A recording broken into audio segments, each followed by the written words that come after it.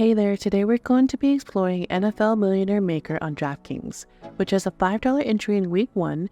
You can take a shot at winning the top $1 million prize.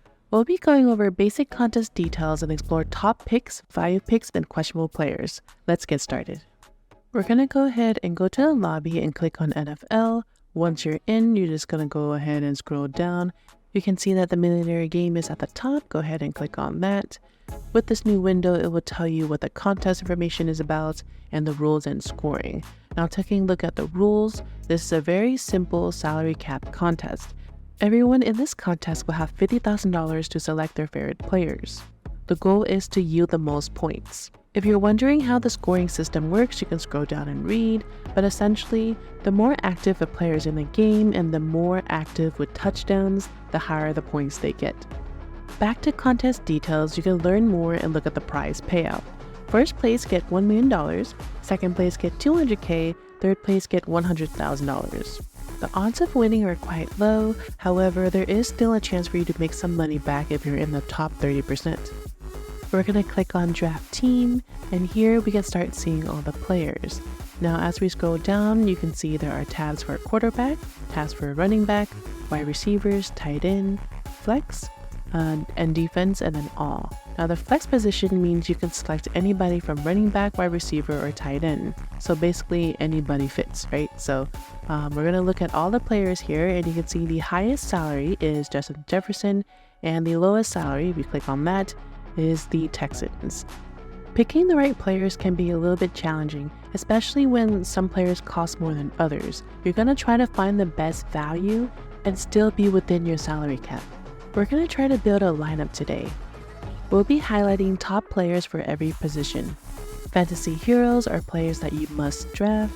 Breakout ballers are players that has the most potential. And questionable stars are players that you might want to avoid. Let's start looking at the quarterback. Lamar Jackson leads this crew, and it's definitely for a good reason.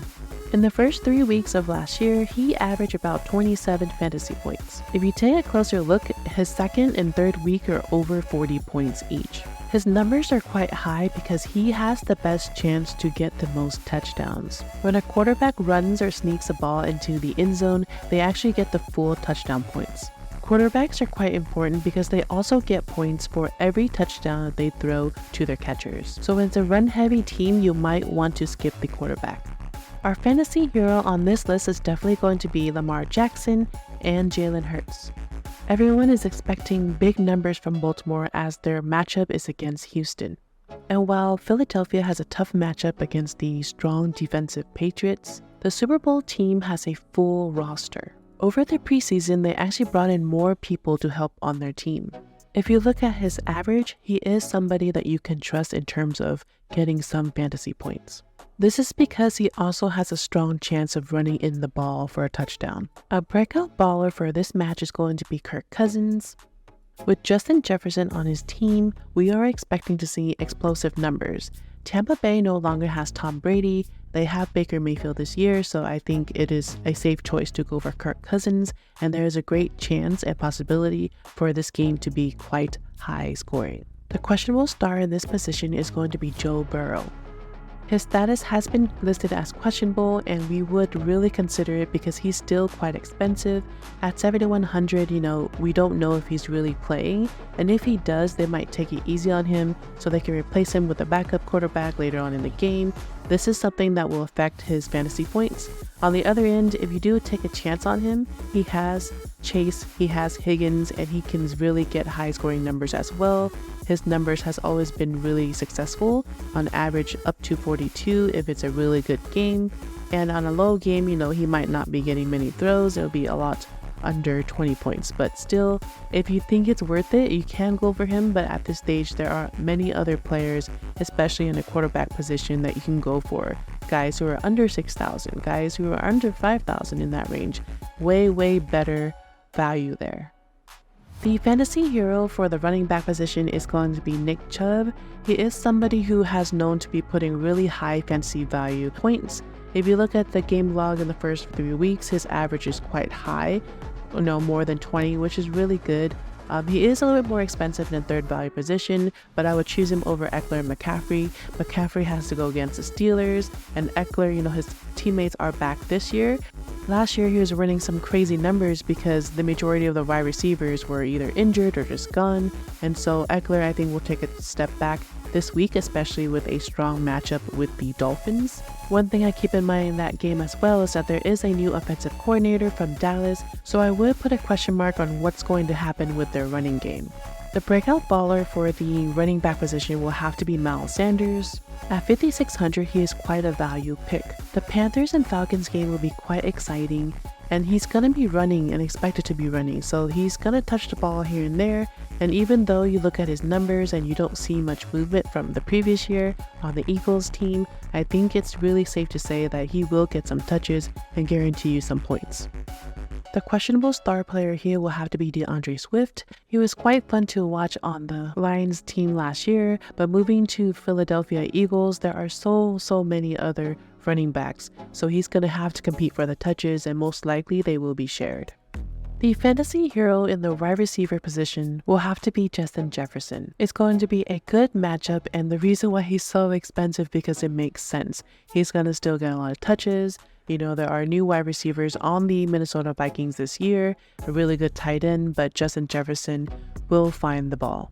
There are so many players I want to add to the breakout baller position. You have Amari Cooper, Deebo Samuel, they're both under 6,000. Even Godwin is under 6,000. These are all players that have done tremendously well, and the reason why they're valued lower is because there might be more explosive players on their team or they have a new quarterback, but these players have proven time and time again that they know what they're doing. There are so many wide receivers under the 5,000 salary range that you must look at them and add them to your final lineup. I want to take a closer look at Denver's son. He's looking for an increased usage, especially because Judy might be out in week 1. Another person you might want to look at 5,000 is OBJ. Being away from football last season due to an injury, he's back, and I'm actually excited because, his quarterback is Lamar.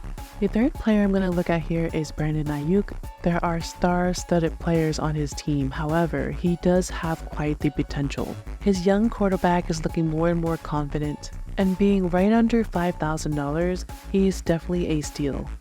The tight end market is pretty lopsided. You have a lot of players who cost just as much or even more than your wide receivers.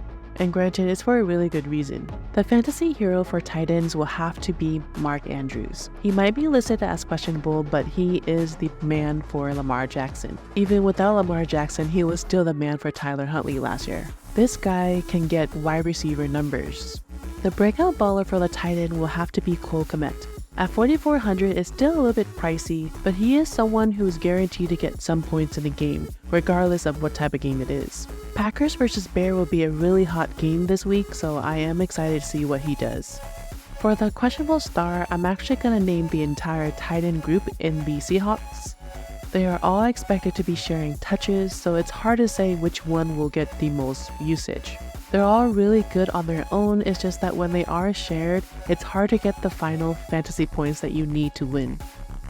Our fantasy hero for the defense team will have to be the Ravens. It's a no-brainer, especially because of the matchup, and it's expected to be high scoring, mostly on the Baltimore side, so we'll go ahead and go with the Ravens on this one. The breakout baller for the defense team will have to be the Commanders. Arizona might be one of the weakest teams this year, so it's going to be a favorable matchup for the Washington Commanders. The questionable star position for the defense team might have to be the Rams. Just by looking at the matchup here, we think the Seahawks have an edge, so let's build a lineup of the players that we just mentioned.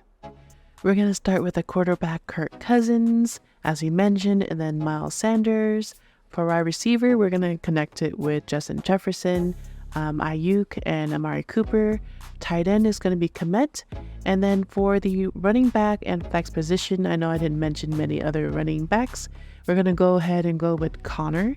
I think James Conner might be getting a workload because, the quarterback is new and there's people just wondering what's happening there. Even Ertz, the tight end, is injured on that side. So Connor might get more usage and then more high points. And so his salary at 6,400 is pretty good for the expected workload as well. And then for the flex position, we're going to go with Dotson.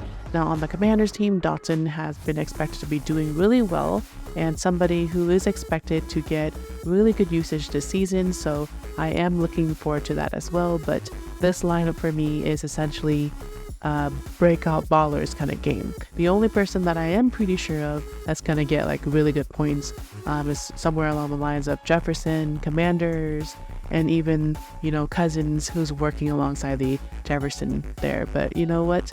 Let me know your favorite picks, and if you have any questions, I am super excited to see what's going to happen this Sunday. Thanks for watching.